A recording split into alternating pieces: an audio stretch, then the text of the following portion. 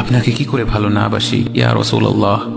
যখন আপনি আমাকে ভালোবেসেছেন সেই 1400 বছর আগে, যখন আপনি আমাকে মিস করতেন, আশা করতেন যেন আমার সাথে দেখা করতে পারেন, অথচ তখনও আমি জন্মই হইনি।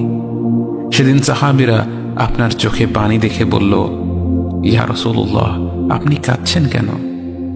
আপনি বললেন, আমার ভাইদের খুব দেখতে ইচ্ছে করছে। সাহাবীরা বললেন, আমরা কি আপনার ভাই নই ইয়া রাসূলুল্লাহ? আপনি বললেন, না, তোমরা আমার সাহাবী। আমার ভাই হলো তারা যারা আমার পরে আসবে এবং আমাকে কখনো না দেখেও তারা আমাকে বিশ্বাস করবে। মৃত্যু শয্যায় শুয়ে আপনার অন্তরে এই চিন্তা ছিল যে আমাদের পরিণতি কি হবে। উম্মতি উম্মতি বলতে বলতে আপনি আপনার রবের নিকট ফিরে গিয়েছেন।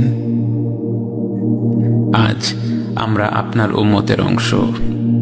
বিশ্বজুড়ে আপাত দৃষ্টিতে আমরা হচ্ছি সবচেয়ে অপদস্থ, নিরুপায়, পরাজিত, লাঞ্ছিত, অথচ বাস্তবে আপনার উম্মতের অংশ হওয়া যে গোটা বিশ্বের সব সম্পদ পাওয়ার চেয়েও মূল্যবান ব্যাপার।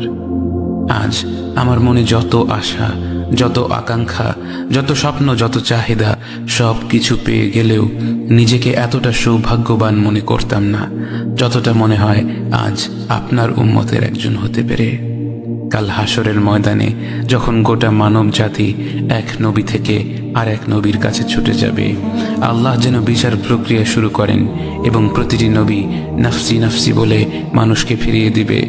অবশেষে যখন সবাই আপনার সামনে হাজির হবে এবং আপনি গোটা মানব জাতির প্রতিনিধি হয়ে আল্লাহর সামনে সিজদা করবেন, সেদিন আপনার উম্মতের সদস্য হওয়ার পূর্ণাঙ্গ মর্যাদা প্রকাশ পাবে।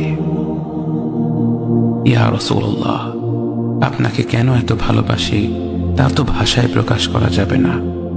তবে যতটুকু ভালোবাসা আপনার প্রাপ্য ততটুকু তো আপনাকে ভালোবাসতে পারি না।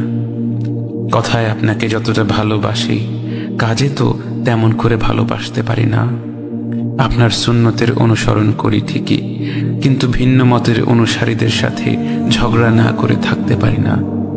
ইবাদতটা নিয়মিত করতে পারলেও এবাদতে আপনার মতো আন্তরিকতা আনতে পারি না। বাহ্যিক বিষয়ে আপনার অনুসরণ করতে পারলেও চারিত্রিক দিক থেকে তো আপনার কাছ থেকে শিক্ষা নিতে পারি না। মুখে আপনার প্রতি সালাওয়াত পেশ করলেও কাজে কর্মে উম্মতে মুহাম্মদ হিসেবে আপনার সম্মানটা রক্ষা করতে পারি না। রাসূলুল্লাহ, হাবিবুল্লাহ, নবিয়ুল্লাহ, ইয়া মুস্তাফা, আমরা তো আপনার উম্মত হবার যোগ্য নই, কিন্তু আপনার রব তো সবচেয়ে ক্ষমাশীল। তিনি তো আমাদের যা প্রাপ্য তার চেয়ে অনেক বেশি অনুগ্রহ প্রদর্শন করতে সক্ষম। আপনি আমাদের যতটুকু ভালোবেসেছেন তিনি তো আমাদের এর চাইতেও বেশি ভালোবাসেন। আমরা আমাদের ভুল ত্রুটি সম্পর্কে যতটুকু অবগত তিনি তো তার চাইতেও বেশি অবগত। আমাদের রবের অনুগ্রহের দিকে তাকিয়ে অন্তরে আপনার প্রতি যতটুকু ভালোবাসা রয়েছে সেই ভালোবাসার দিকে তাকিয়ে আজ বুকে আশা বেঁধে রই, খুব শীঘ্রই আপনার দেখা পাবো ইয়া নবী আল্লাহ। খুব শীঘ্রই হাউদে কাউসারের পাড়ে আপনার হাতে তৃষ্ণা মেটাবো ইয়া হাবিব আল্লাহ। জান্নাতের নির্মল বাগানে অনন্তকালের যাত্রায় আপনার সঙ্গী হয়ে ঘুরে বেড়াবো ইয়া রাসূলুল্লাহ সাল্লাল্লাহু আলাইহি ওয়াসাল্লাম। লা ইলাহা ইল্লাল্লাহ মুহাম্মাদুর রাসূলুল্লাহ আলাইহি সালাতুল্লাহ ওয়া আলিহি ওয়াল আহিব্বা।